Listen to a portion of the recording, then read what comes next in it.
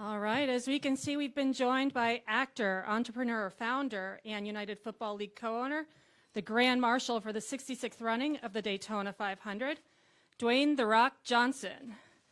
And as you guys may have heard, he has agreed to stick around with us tomorrow, so you are going to get to hear him do the command tomorrow with us. Can't wait. All right, DJ, I'm going to start off with you. You've had one of the most prolific careers in entertainment, from your success in the WWE ring to your role now with the UFL. What is the most exciting thing you're working on right now? First of all, it's good to see everybody. Good to be here. This is my first time in Daytona. As many of you may or may not know, I'm a Florida boy, right down the road, University of Miami, best college in Florida. There you go.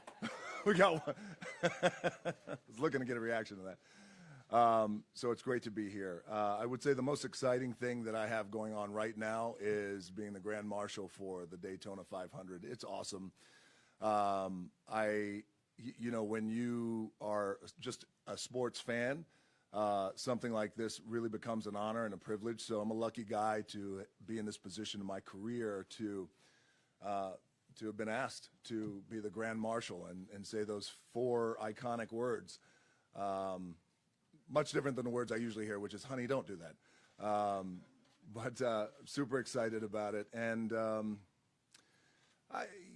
and also, too, I think just a little bit deeper into my answer is what I try to do is I try to make sure that everything I do these days in my career, because I've been really lucky and blessed to have a pretty good career over the years that have spanned a lot of industries, is I just try to make sure that everything I'm doing is the most exciting thing that I'm doing. I got babies at home, and being a daddy is my favorite role, so I want to make sure that I'm using my time wisely in anything that I do, whether it's in the UFL or movies or back in professional wrestling, which is always my first love, or being the Grand Marshal here for Daytona 500. I just want to make sure that it's the thing that I love to do. So I'm a big advocate, and I always tell people that you know, if you could create that life for yourself where if you decide to do something, you want to make sure that it's the thing that gets you out of bed and you run towards it. So that's what I'm doing.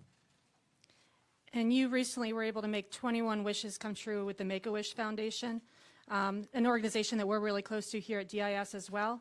That had to have been really special for both you and the kids. What was that moment like for you? It was.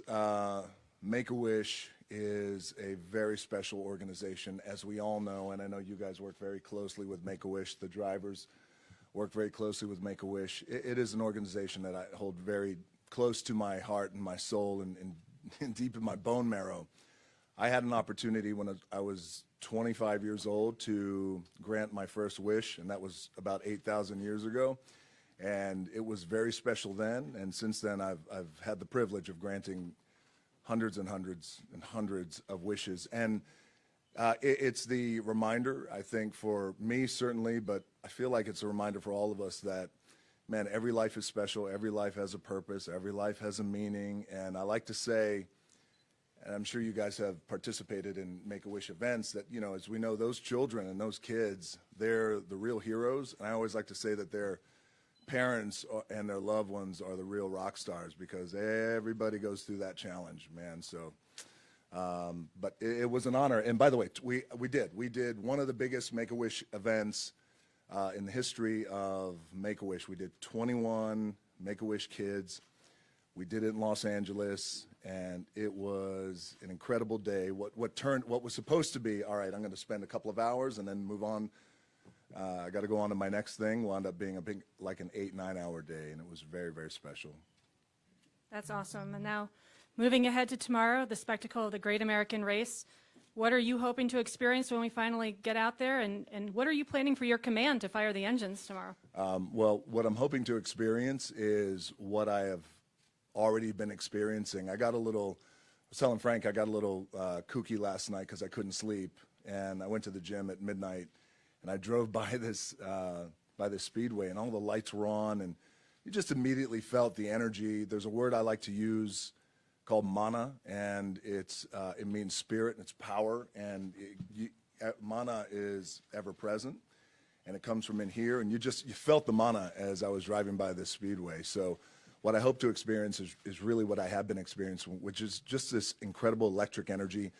And also, you know, I liken it to my world of professional wrestling, where there's a lot of people and the fans are so incredibly passionate. And the greatest part about being a performer is that you get to connect with the audience, you get to connect with the fans.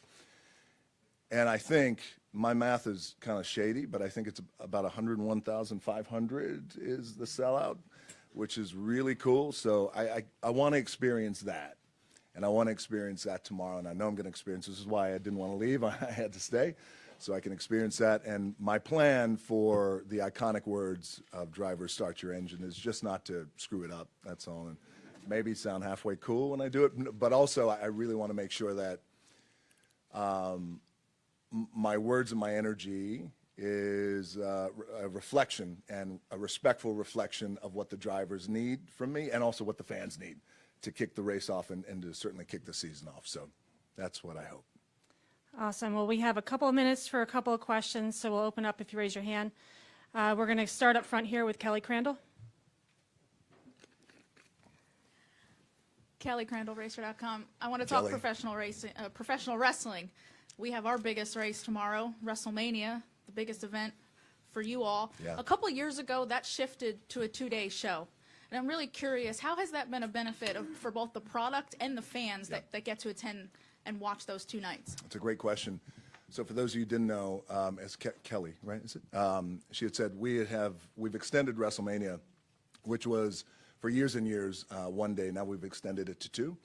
And it's worked out really wonderfully. I think on the business side for us and our sponsors and our partners, it works out great. The economics, you hope, work out good for us, again, on the business side. But I think perhaps more importantly than that is the fans get an opportunity to enjoy 2 days of the Super Bowl, if you will, and enjoy great matches, great entertainment, and also, in addition to that, we get to create more opportunities for the wrestlers and for the performers. And I grew up in the world of wrestling. For those of you who don't know, I was born into it. My grandfather wrestled, my dad, my cousins, my grandmother was the first promoter in Hawaii. So I come from a long lineage. So creating opportunity for wrestlers and performers is something that is very important to me and important to us as a company. So I can't wait. In this WrestleMania 40, we look to put on, hopefully, the biggest WrestleMania of all time. I am returning into the ring, so I'm going to put the spandex on. And I got to start my diet, and I can't wait. I think we are creating something that should be, I think, pretty cool for the fans and pretty entertaining. Along those same lines, this program now that you're talking about leading a WrestleMania, how different and how meaningful has it been to really really lean into that family lineage that you just talked about? Because it's been mentioned throughout your career, but I can't recall this. You guys are really into it now and using that with Roman and Cody. That's right. So in our world of WWE, we're really leaning into, as Kelly was saying, with our heels and baby faces. That's parlance for good guys, bad guys. The Rock, the big bad wolf, The Rock, Denny Hamlin, for example, which I love. We'll get to in a second. And so we decided to really lean into the idea of families and lineage and culture. And when you think about it, it's pretty cool when you look at the family tree. As I was saying, I grew up in the world of professional wrestling, but when you look at the actual family tree of Maivia, Johnson, Anawa'i, it's pretty spectacular, and it's pretty cool. Again, and just creating more and more opportunities for not only my family, which I'm incredibly grateful for, but for other wrestlers too and other performers. Thank you. We'll go to Alan Cavana. Alan Cavana, Sirius XM NASCAR Radio. To the point of what you just mentioned, one of the favorites to win this race is Denny Hamlin. Yeah. He could win and get booed by the crowd. You're going through that right now, getting the boos. What is that like? Is it more fun to get booed? What is it like being the villain? Because right now, one of our top stars in NASCAR kind of is the villain. Being the villain is the greatest thing in the world. It truly is. Now, in my world of professional wrestling, and I was aware of Danny and getting booed, and also I think impressed in how he's embraced it. So And I also feel like everybody wants to be the good guy, and everyone wants to be the good guy, the good girl. Everyone wants to be loved and cheered and considered the hero, which is great, and it's natural. It's human psychology and desire. But I have felt in my career and through my experience that I've been very fortunate, knock on wood, to have, is that the rare air is when you have the opportunity and you grab it by the throat and you don't let it go, and that's the opportunity to be a great bad guy. And in this case, with me coming back to WWE, for those of you who may not know, the character of The Rock has turned heel, and I always say that the best parts of the times that I played heel, which is now, is it always comes from a place of truth. And I always think that that's really the best and greatest bad guys and villains out there. Bad guys, bad girls, the villains are coming from a place of truth. So one of the cool things that being a great bad guy and a great villain offers, and this is my advice to Denny, is not only do you embrace it, but also you get the opportunity to say and do a lot of things that people can't. And a lot of people wish they can.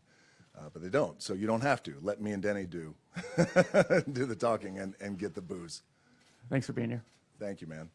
All right, well, we have to move on with DJ. We have a full slate of activities for him. But DJ, thank you so much for joining us today and for sticking around with us tomorrow. We can't wait to hear your command. Of course, yeah, can't wait. Thank you guys very much. I appreciate you.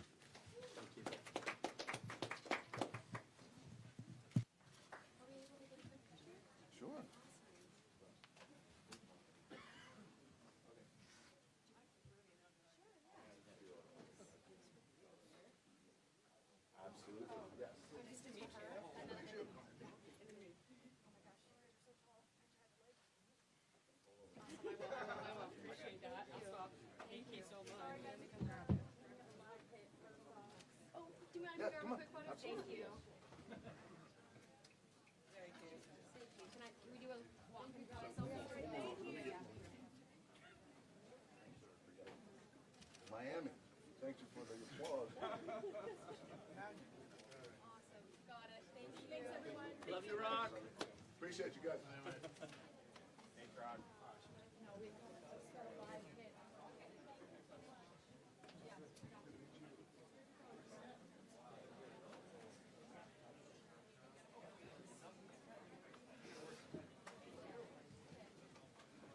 Would you like the Rock's water?